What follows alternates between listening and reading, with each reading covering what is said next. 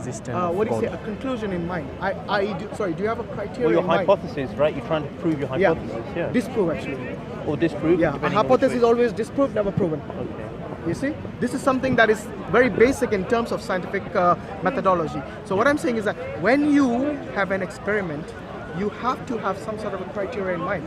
Like, okay, these are the inputs and these are the outputs that I expect. Yes? And this is the basic level of experiment. Okay. Now, an experiment is not something that is open-ended. An experiment always is, like I said, has a start, middle, and a finish. But if you say refining, that's completely different. Because now what you're doing is you're going from experiment level A to level B and so on. That's a different experiment again. Just like you have the different models of the theory of, the origin of universe. Yes, like the Big Bang and so on. These are again different models or different experiments, you can call them. But they all have their start, middle, and finish. So going back to these three questions, you see the only thing that we are left with is first we completely say, we know for a fact that nothing cannot give rise to something because nothing doesn't even exist. Yes, are you listening? Yeah, nothing doesn't exist at all. It's a concept. Second, we have, did it create itself? It cannot do that because if it didn't exist in the first place, It's a fallacy. yes, how can it create itself? Secondly, it's not something that has consciousness, that it creates itself. So you got A, a fallacy, and B, an impossibility. What is the third option that's left? Unless you can find a D and E and F. So you're going The to say something crazy. the third right? possibility is someone brought this into existence. And now we go back to the, Now- we use The probability. the Kalam cosmological argument. Yeah. here. Yes? Have you heard of that? Yeah. The Kalam cosmological Anything that argument. begins to exist as a cause or something. Exactly, the cause and effect. So God by definition is the uncaused cause. So God, you see, if you believe in a universe that that is infinite, then you face with the infinite regression can you tell issue. me, so you're saying that the universe began to exist? Yes, of course it did. So- does it exist? It began to exist? So the word began is temporal, right? No. Began means it has a start.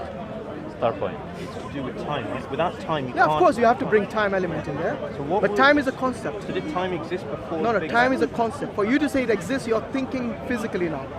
Do you think time is something that's tangible? No. Exactly. So why would you say it existed?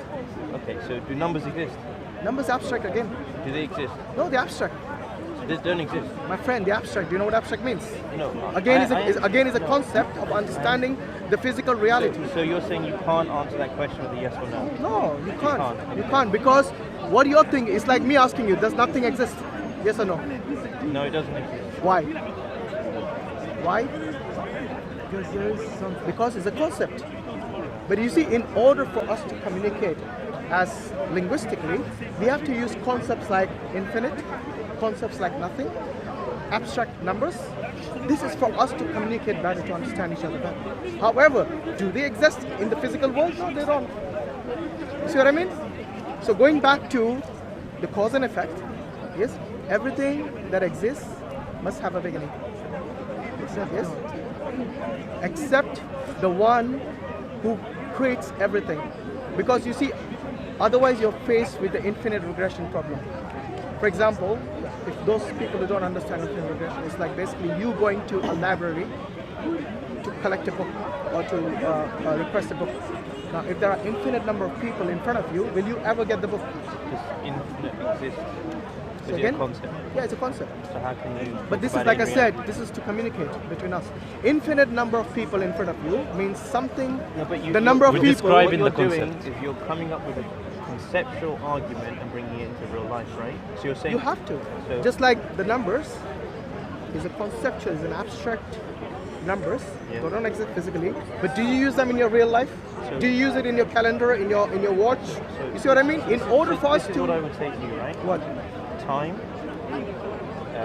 is a concept, right? Like you agree, but we use it to describe reality. Numbers is a concept. We use it to describe reality, right? No, you use it in your real world, not to describe reality. We You use How it. many? If you have one apple, you have two apples. Yeah, like I right? said, it's You're for describing- communication. For example, will the world still exist without numbers? If there are no numbers at all, will the world still exist? The world isn't predicated on numbers. Exactly. Right? So is it contingent upon numbers? I don't think so. No. Okay. What about things like On time it is though. yeah. But time is a No, concept. time again is a measure of change. Yeah. So Yes. without change, you can't have existence. No, but the thing is, when you say time, time again is a concept. So when you talk about time, it's a concept. Remember, so I guess in let- order for us to understand the change, Yeah. yes, you use this term time. But for example, if you didn't use the term time, let's say you don't use any term in any language, okay, to explain this change, but the change is still there. But that still doesn't explain the origin of that change. You see what I mean? Even without time, or even with time, you cannot explain the origin until you go to a higher level intelligence which created this universe, which to me is pretty complex. Let alone the universe, the single cell in your body and my body. Forget even the single cell. Even go even more macro level to that. The DNA itself is so complex. It cannot exist by itself or by chance. Because anything by chance is something that is not organized. Like for example, if I say an accident happened there, you cannot predict what is going to be the result of the accident or how it's going to every single stage of it, because it's just an accident. You know, It's a random event. Okay. that That's happened. another argument as Yeah, well. determinism, Yeah. this is Exactly, free yeah. If there's- will, that's a whole different concept. Yeah. But no, I'll definitely look into it. I'll definitely look into it. But it's good talking to you. Likewise. But you What's should. the name, brother? Vish.